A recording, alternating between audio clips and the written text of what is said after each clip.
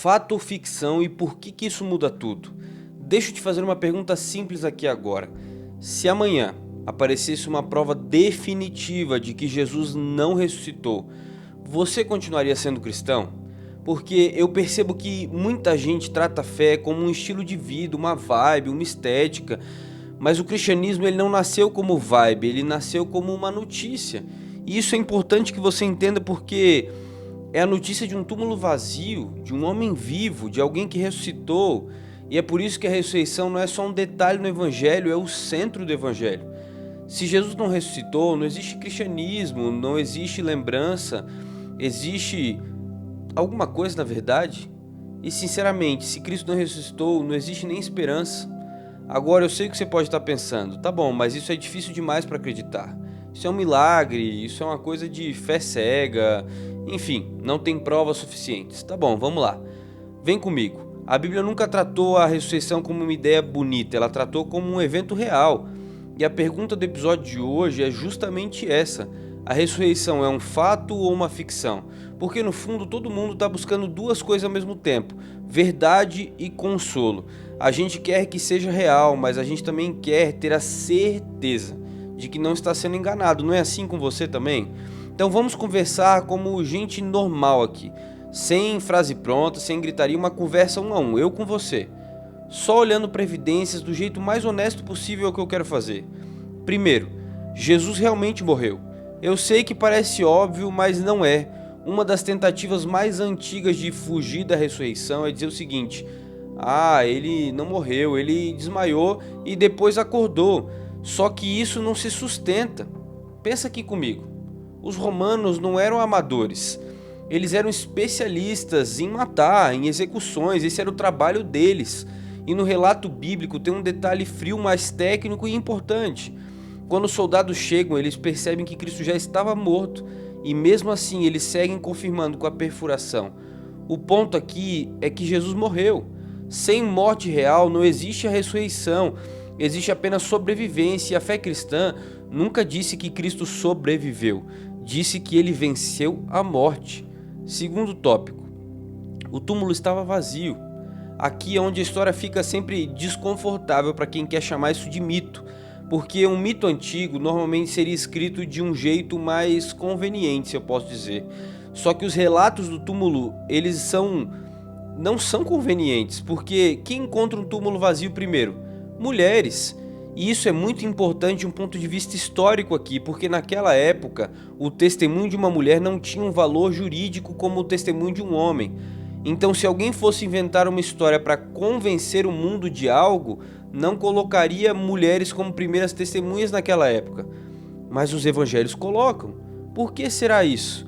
Porque não estão tentando embelezar algo, eles estão relatando apenas o que aconteceu. Tem um outro ponto principal aqui. Se o corpo de Jesus estivesse em algum lugar, os inimigos do cristianismo teriam encontrado esse corpo e apresentado ele. Só que ninguém apresentou esse corpo. Nem os romanos, nem as autoridades religiosas, ninguém. O túmulo vazio ficou de pé como um problema para eles. E aí que entra um detalhe que eu particularmente sou apaixonado. Sabe o que quase ninguém inventaria num roubo de corpo? A organização. Porque o ladrão de túmulo, ele não para dobrar lençol, ele não perde tempo arrumando um pano e deixando arrumadinho ali para quem vai ver. Isso é um detalhe silencioso, mas é forte, é necessário. Não parece um roubo, não parece que o ladrão estava com pressa, parece que foi controlado, parece intencional. E aí entra o terceiro, as aparições. Aqui tem muita gente que tenta simplificar dizendo o seguinte: eles tiveram uma experiência espiritual, um transe, Jesus viveu no coração deles, beleza. Só que não é isso que os personagens da história afirmam. Eles afirmam o seguinte: nós vimos Cristo. E não um de nós viu, mas várias pessoas em momentos diferentes, em contextos diferentes, com reações diferentes. A gente tem a história de Maria chorando, achando que tudo havia acabado. Tem os discípulos trancados com medo. Tem Tomé, que literalmente diz que eu não vou acreditar se eu não tocar na mão de Jesus. Ou seja, isso aqui não é um grupo predisposto a crer em qualquer coisa. É um grupo ferido, traumatizado, desconfiado. E é aí que Jesus aparece. E é aí que ele aparece na sua vida também. Aqui tem uma cena especial, porque Maria não reconhece Jesus de primeira.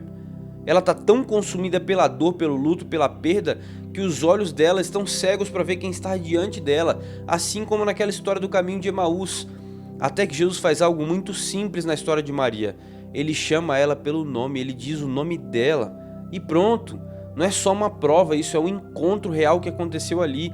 É como se a ressurreição dissesse o seguinte: eu não sou um evento cósmico, é uma pessoa que está ressuscitando. Jesus para antes de qualquer coisa. Imagine, ele tinha o universo inteiro. Antes de qualquer grande anúncio, ele para consolar uma pessoa que estava quebrada. Isso é muito diferente de uma religião fria, porque Jesus não só ressuscitou, ele ressuscitou e ele ainda se importa comigo, com você, e se importou com Maria. Quarto, os discípulos que viveram isso foram transformados. E esse é um argumento impossível de ignorar, porque os discípulos antes estavam apavorados, escondidos, trancados, eram até covardes humanamente falando. Mas depois, eles viraram homens que enfrentaram prisão, perseguição, morte. E você pode dizer, tá bom, mas gente morre por religião por aí? Sim, mas é muito difícil alguém morrer por algo que acredita sem que isso seja uma verdade. Porque essas pessoas, elas não estavam morrendo por uma tradição que receberam. Eles estavam morrendo por algo que diziam ter visto, vivido. Ninguém abraça tortura, perda, perseguição por uma mentira que inventou sabendo que é mentira. Em algum momento eles iriam abrir. Uma pessoa pode enganar, mas um grupo inteiro sustentando a mesma mentira diante de uma ameaça real, que benefício eles teriam? Isso é difícil de engolir. Então a transformação deles é uma evidência direta de que algo aconteceu e não foi pequeno ali, sabe? Até aqui a gente está falando de evidências, mas a pergunta real dentro desse episódio não é isso aconteceu, mas sim, e se aconteceu? Porque se Jesus ressuscitou, isso significa duas coisas bem práticas para mim e para você. Jesus é quem ele disse que é e a morte não tem a palavra final, você entende isso? E aí, meu amigo, isso acaba com o jogo, porque se Jesus ressuscitou, não é só religião, é uma realidade, é esperança para com o futuro. E se isso é uma realidade, muda tudo, muda a forma como você vive, como você sofre, como você encara o luto, como você faz escolhas. Tudo muda quando você olha pela perspectiva de que Cristo ressuscitou. A fé para de ser uma aposta emocional, é uma coisa existencial ligada a um evento histórico. Mas eu sei, tem uma última pergunta aqui, tá bom, mas por que Deus não faz isso de um jeito que ninguém duvide, que não haja dúvidas? E eu acho que a resposta é mais humana do que você pensa aí, porque Deus não força nada, Ele chama, Ele deixa pistas suficientes para quem quer honestamente buscar, ir atrás, encontrar, mas não a ponto de esmagar, de acabar com a liberdade de quem não quer ir atrás. E no meio dessas pistas ele coloca pequenos sinais, detalhes, como os lençóis dobrados, como uma voz chamando Maria pelo nome, porque a fé, no fim disso tudo aqui, ela não é sobre convencer a cabeça, é sobre curar o seu coração.